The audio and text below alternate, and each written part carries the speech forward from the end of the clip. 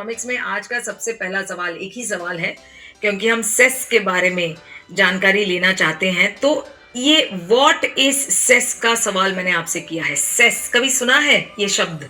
Cess मैंने काफी सुना है और काफी कंफ्यूज भी हुआ करती थी। सेस, CESS, अगर आपने ये सुना है कहीं तो ये चीज है क्या? Is it a form of tax? क्या ये टैक्स का एक तरीका है, एक फॉर्म है, एक टाइप है, या it is a type of animal?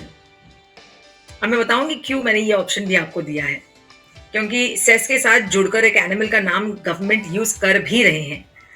It's called cow cess. पर क्या सेस वो है क्या चीज? ओके, 100% लोगों ने जवाब दिया है, it is a form of tax.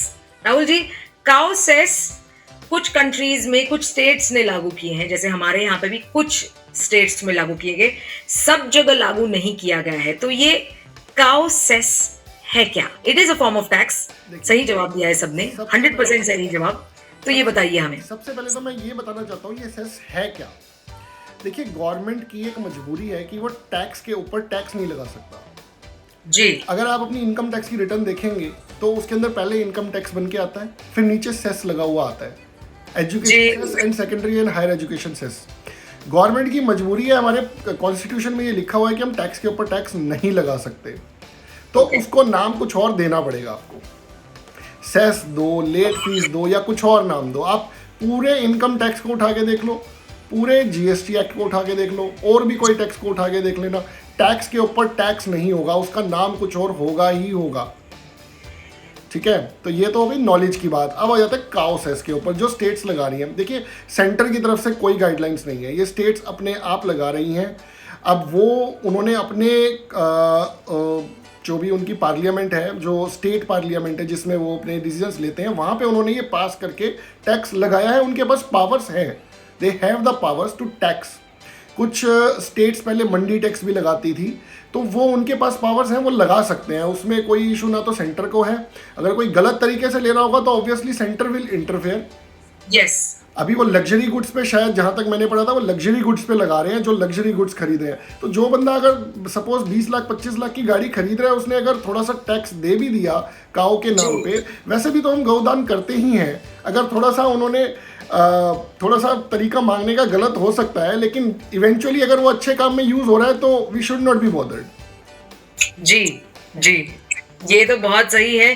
तो cow cess basically tax rate है, 2% से 20% तक जाता है cow cess, and it is levied, जैसे आपने कहा, on luxury goods and services, does not affect poor people. और कुछ स्टेट्स में इन्होंने काउ सेस किया है to arrange the fund for care of stray animals. तो ये किस तरफ आपको इस टैक्स पैसे का इस्तेमाल करना है, वो स्टेट्स टू स्टेट पर भी डिपेंड करता है, क्योंकि जैसे आपने कहा है फ्रॉम द सेंटर इसका कोई गाइडलाइन नहीं है, but states have to take some initiative. जैसे शहरों में, जैसे पिछले 2 साल में मुझे पता है, पैंडेमिक में अगर आपने देखा हो तो आपकी म्यूनिसिपल कॉर्पोरेशन की ड्यूटीज भी बंद हो चुकी थी, जिसकी वजह से स्ट्रे एनिमल्स की इश्यूज इतना ज्यादा हो गया है, इतना ज्यादा हो गया है, चाहे वो दिल्ली हो, बंबई हो, बेंगलोर हो, ये मेजर मेट्रोज में बहुत ज्यादा प्रॉब्लम्स हुई हैं, जिसकी वजह से इनकी नंबर्स भी बढ़ गई हैं, इनको संभालना नहीं आ रहा है।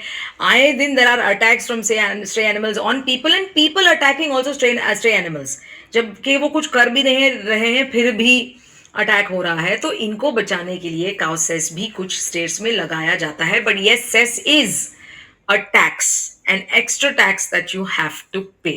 ऑलराइट, इसके साथ एक चुटकी इकोनॉमिक्स आपने आज सीखा है हमसे काउ सेस के बारे में। अब हम चलेंगे आकृति जैन ने शायद अभी भी ज्वाइन किया। Thank you so much for all the hearts, बहुत बहुत शुक्रिया, इतना सारा प्यार बस आप हर हफ्ते हमें देते रहिए, बांटते रहिए।